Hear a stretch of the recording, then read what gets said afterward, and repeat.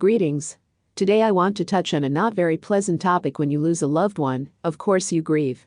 But if you are a monarch, the principle of the king is dead, long live the king comes into play. I was once very moved by an episode of The Crown where the Prince of Wales says that, in effect, you have to wait almost your whole life for the death of a loved one before it's your turn to take office. And always when I look at pictures of a young Elizabeth II, I feel very sorry for her. Her father, George VI, passed away while Princess Elizabeth and her husband were in Kenya. They were touring Australia and New Zealand and were supposed to be resting there. And yes, the king's health was deteriorating, but he was still able to escort his daughter and son-in-law to the airport. And a week later, he was gone. Beautiful places, a real vacation, ahead of an important and interesting trip, and then the news that turned everything upside down.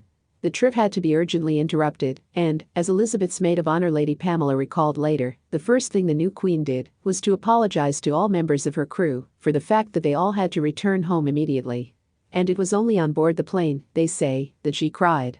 It's true no one saw it, but when she came out of the ladies' room, it was clear from the look on her face. And, of course, she had to wear mourning. Except they didn't have any when they went on tour.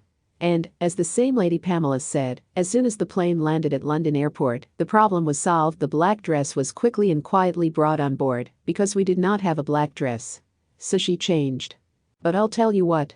It wasn't a black dress that was brought to the Queen. It was a black coat which she wore over a light-colored dress.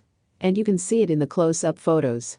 So she didn't need to change, she just wore a black coat and a black hat. 8 days later, the funeral was held, and of course the mourning costumes were ready for it, and the Queen, her mother and grandmother, and her sister wore long mourning veils. Not that this is part of the protocol.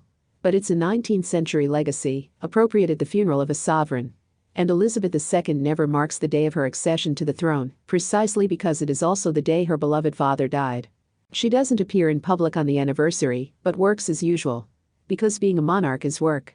In addition, after this occasion, all working members of the royal family have a mourning suit in their luggage in all their travels without fail. Thank you for watching.